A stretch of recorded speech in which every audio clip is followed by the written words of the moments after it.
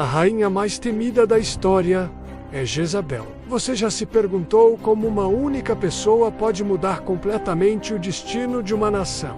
Assista e se surpreenda com história bíblica. No século IX a.C., a terra prometida de Israel, um reino outrora abençoado, enfrentava uma sombra de uma nova história de fé. No horizonte, uma caravana luxuosa se aproximava, levantando poeira pelo caminho. Numa carruagem ricamente adornada, destacava-se a silhueta enigmática de uma mulher, com uma postura altiva.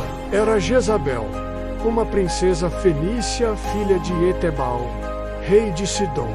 Ela não era uma simples princesa estrangeira, que ao se casar com o rei Acabe, trouxe para Israel seus deuses e seus costumes pagãos. Jezabel trazia consigo não apenas sua beleza deslumbrante, mas também uma missão que transformaria o reino de Israel. Com sua devoção inabalável a seus deuses Baal e Azerá, logo se revelou uma estrategista implacável. Rei Acabe, sedento por poder e alianças políticas, não imaginava que este casamento seria o início de uma era de escuridão espiritual. Numa conversa decisiva com Acabe, ela argumentou: nosso povo precisa de orientação, de deuses que tragam prosperidade, não um Deus invisível que apenas exige. O rei, com certa apreensão, retrucou: Jezabel, os anciãos e os profetas alegam que estamos desviando o povo do Deus de Israel. Ela disse com firmeza e autoridade: tolices, meu rei. A fé de Sidom é forte, e eu, como sua rainha, farei com que Israel prospere sob as bênçãos dos verdadeiros deuses. Mesmo com a resistência dos anciãos, ela persistiu em seu plano, convencendo o rei a construir altares pagãos, erguer imagens e introduzir a adoração a Baal em todo o reino.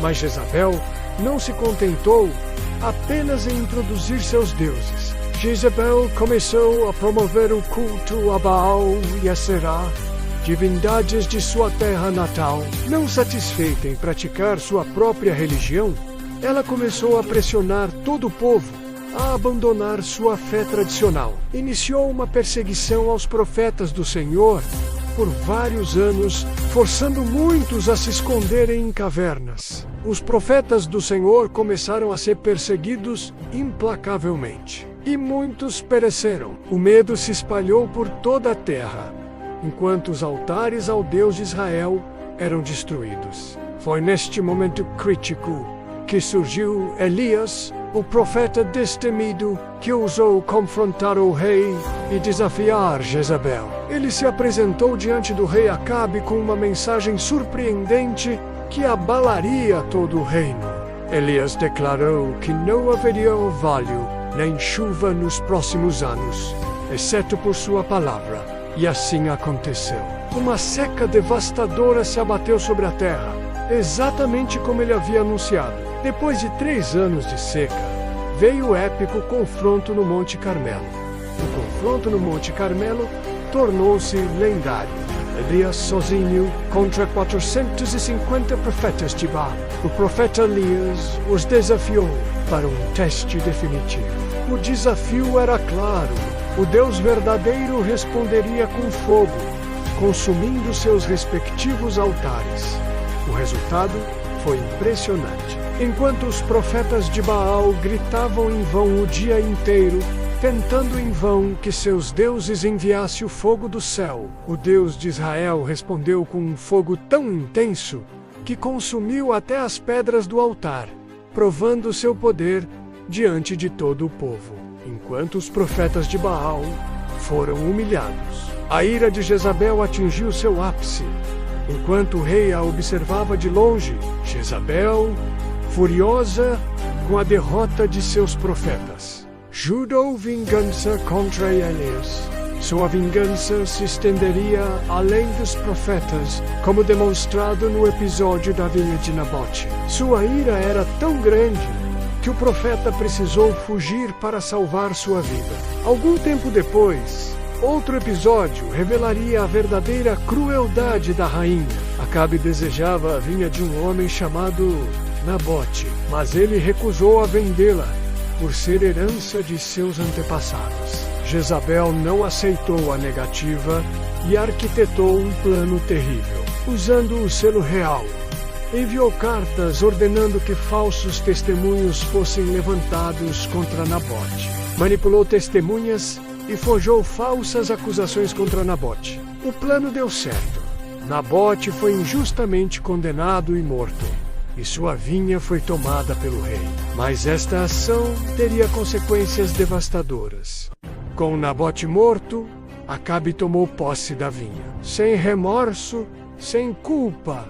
Mas Deus estava vendo tudo, e justiça divina não tardaria.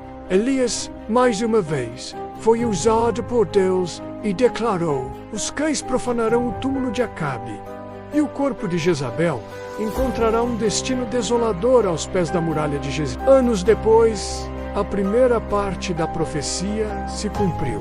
Em plena batalha, Acabe foi ferido mortalmente. E aconteceu exatamente como foi profetizado. Mesmo após a morte do rei, Jezabel permaneceu poderosa e continuou governando.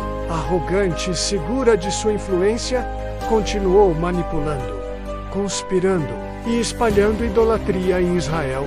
Por alguns anos, mas um novo nome surgia no horizonte, marchando com seu exército rumo a Jezreel. A justiça divina tinha nome. É Jeú, ungido como novo rei de Israel e com uma missão clara. Jeú chegou para cumprir a profecia e a sentença de Deus contra Jezabel. O momento do confronto final estava chegando. Jezabel, sabendo da chegada de Jeú, não fugiu. Pelo contrário, se arrumou pela última vez, se maquiou, pintou os olhos, se enfeitou como uma rainha, e caminhou altiva e desafiadora, e se posicionou na janela do palácio. Ela desafiou Jeú, comparando-o a um antigo usurpador. Sua altivez permanecia intacta, mesmo diante da morte iminente. O rei Jeú não hesitou. Ordenou aos servos do palácio que a atirassem da janela, e eles obedeceram prontamente. A queda de Jezabel foi literal e simbólica. Seu corpo caiu sobre as pedras e, conforme a profecia, foi devorado pelos cães, restando apenas partes que mal podiam ser reconhecidas. Assim se cumpriu completamente a palavra profética pronunciada por Elias anos antes, mostrando que nenhuma palavra do Senhor fica sem cumprimento. O legado de Jezabel nos ensina sobre as consequências da corrupção do poder, da perseguição religiosa, e um alerta sobre o perigo do abuso de autoridade. E seu nome é sinônimo de manipulação, idolatria e destruição. Que possamos aprender com os erros do passado e escolher caminhos que construam e não destruam.